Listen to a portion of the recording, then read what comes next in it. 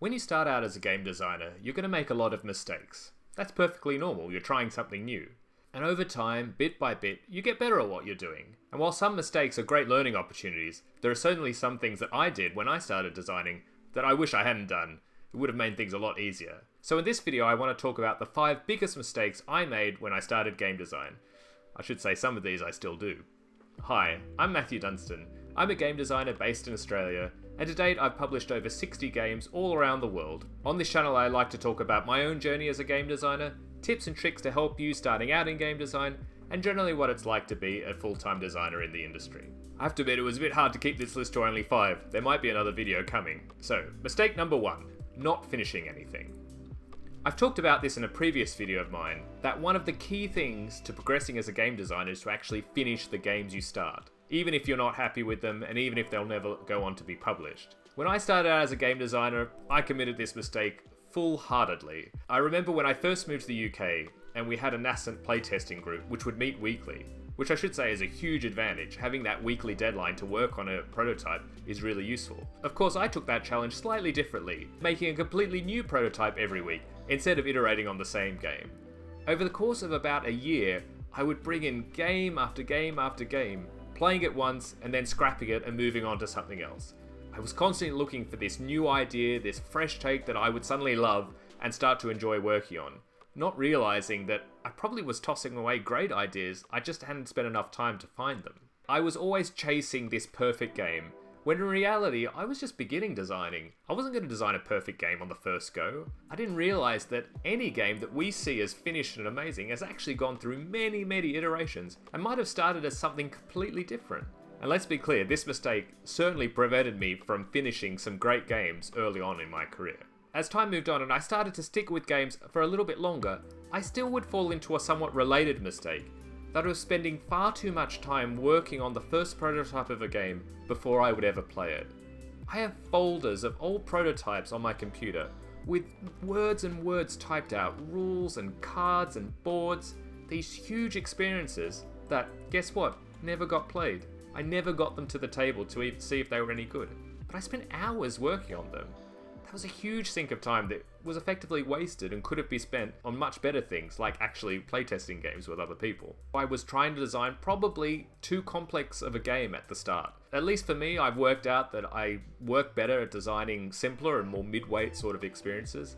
But I was trying to make this big, complex Euro game, and that would need lots of cards and effects and special powers, and I had to work that all out before I would ever play it. And of course, predictably, I'd lose heart. I would have spent all this time, and then I couldn't even see how it would work. So, try not to fall into the mistake of not finishing anything. Mistake number 2 is not playtesting with people you don't know. I should say right up front, this is a problem I still struggle with. It's often said in game design circles that playtesting is one of the most important things you need to do to improve your game and hopefully get it published. And this is absolutely true. But one part of that, I think, that is not necessarily said up front, it's very useful to playtest your games with people you don't know. Now, I'm not saying you have to do that straight away. In fact, in some ways it's a lot easier and more efficient to test with people you do know at the early stage of a process. When your game's pretty rough, a lot of things don't work. If you put that in front of people who don't know you, they're often going to be turned off and you're not going to get any useful feedback from that anyway. I know for me personally, those early tests are actually much more about how I feel about the game, more than what the other players think. And so you don't want to waste the time of these people you don't know if you don't really care about their opinions. But later in the process, getting a diverse set of feedback on your game is only going to make it better.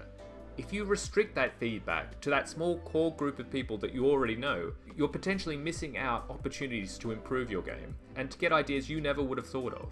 Now, playtesting with people you don't know can be really tough and a confronting kind of experience, especially if you're starting out in game design. And putting your game, your baby, your idea in front of other people to critique can sometimes seem like the worst idea in the world. But believe me, it's worth it. You don't have to do this at the start of a design, but as you move into the stage where you're developing and iterating and you have a solid core of your game, it can be really useful. And there are some great opportunities out there to playtest with other people.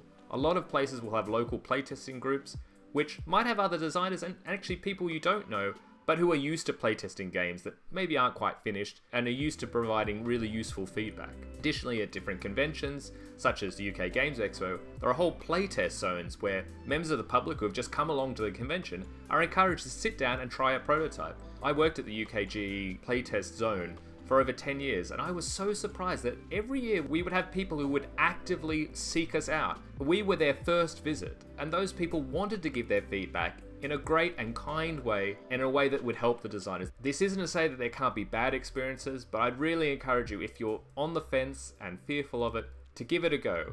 Another idea can be to invite a friend that you do know to be one of the playtesters, and then have one or two other people you don't know.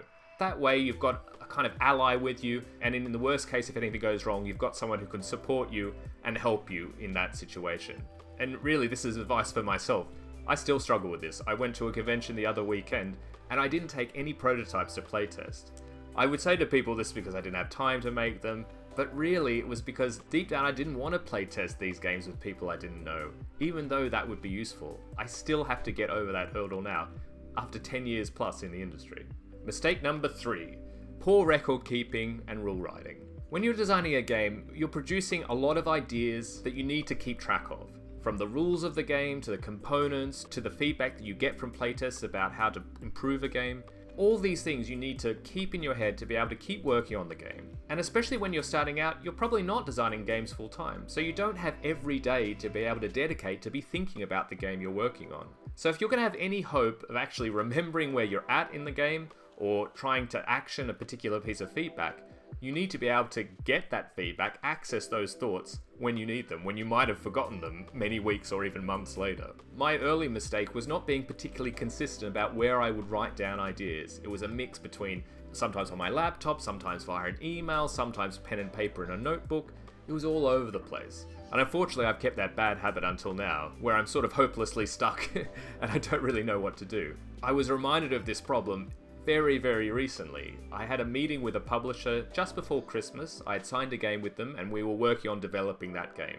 We'd played the game online together, and there was some feedback from that playtest that had several actions that I needed then to carry out to improve and develop the game. And would you know it, I didn't write anything down. I thought I did, but when I came back 1 month later to start and do that work to improve the game, I couldn't find anything. And what's worse, I couldn't remember any of the feedback from that game. So I had to sheepishly ask the publisher, did you remember what we were supposed to do? And it's not a good look as a professional game designer to do that. If you can, from very early on, try and keep a standard place where you keep all your notes, whether that's with a physical notebook or in your notes app or in your email, whatever works for you, but keep it all in one place if possible. And I always think, write down everything as if you're not going to read it again for 6 months. Now, in the best instance, you're going to read it the next day and you'll mostly remember everything that happened without even needing the notes.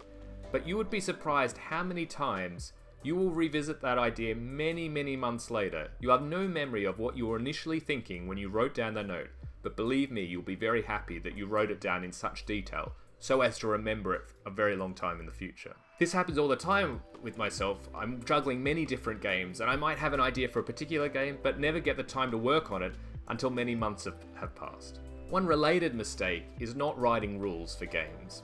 I wouldn't say that there's one definitive time that you have to write rules in the design process. Some people really like writing the rules before they even make a first prototype, while others will leave it right until the end, until they really have to write the rules in order to submit it to a publisher. I don't think there's one answer, but I certainly made the mistake of not writing rules for games, which are now lost to me essentially. On my computer I have a folder for every game idea I ever worked on, and you would be surprised at how many of those folders have no rules in them.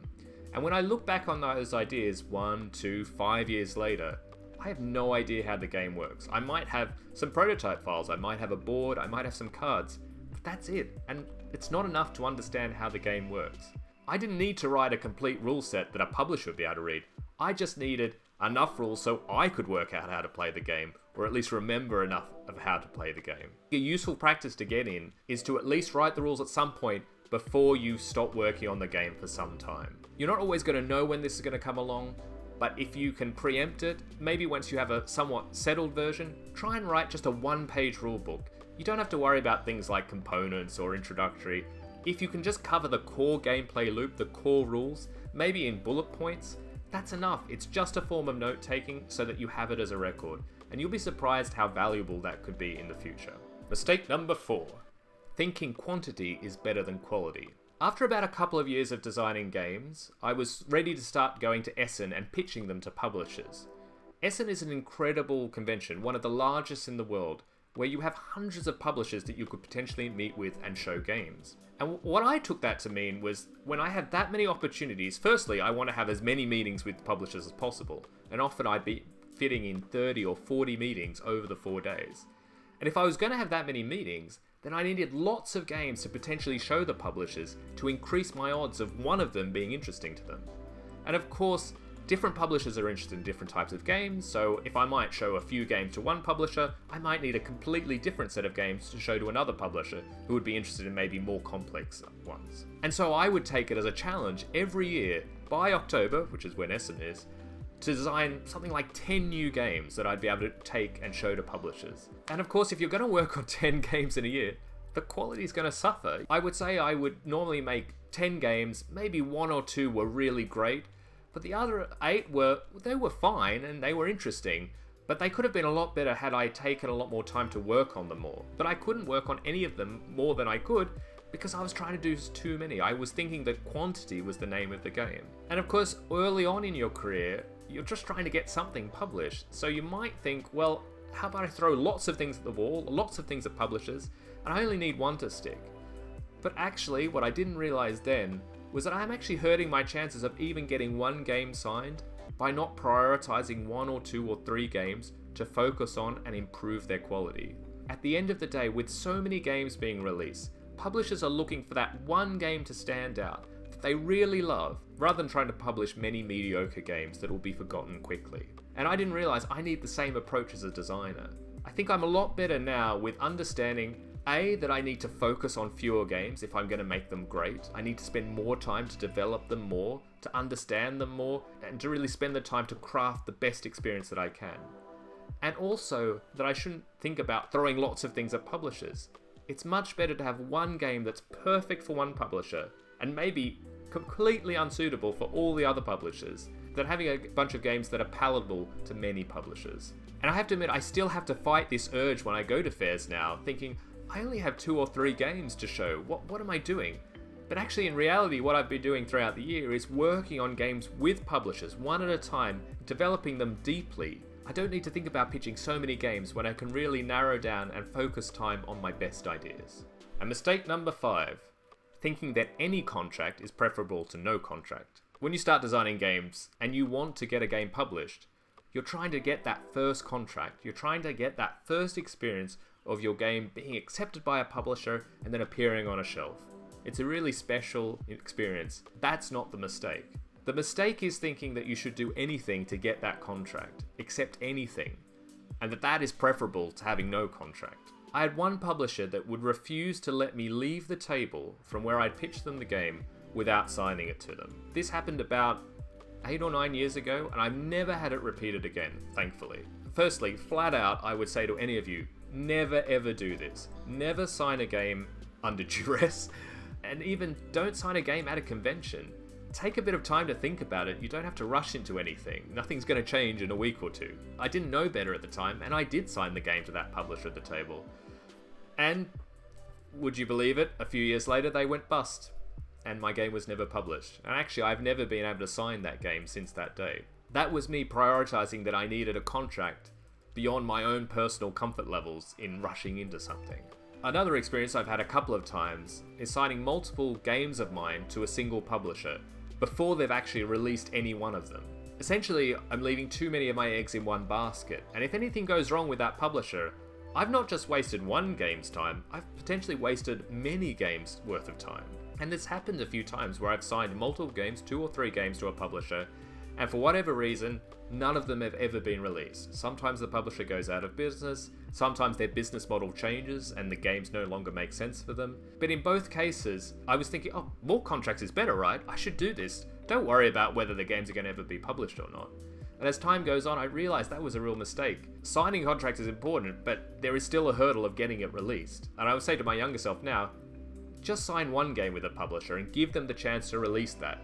You can still keep the other ones in reserve for that publisher if you want, but they should show you that they are going to actually publish something before you commit so many resources to them. This is also somewhat related to the conditions in a contract that you're willing to accept, and generally the power that the designers have in negotiations with publishers. I'll certainly make a video in the future specifically talking about contracts and the kind of things you need to look out for to cover your interests in the best way possible.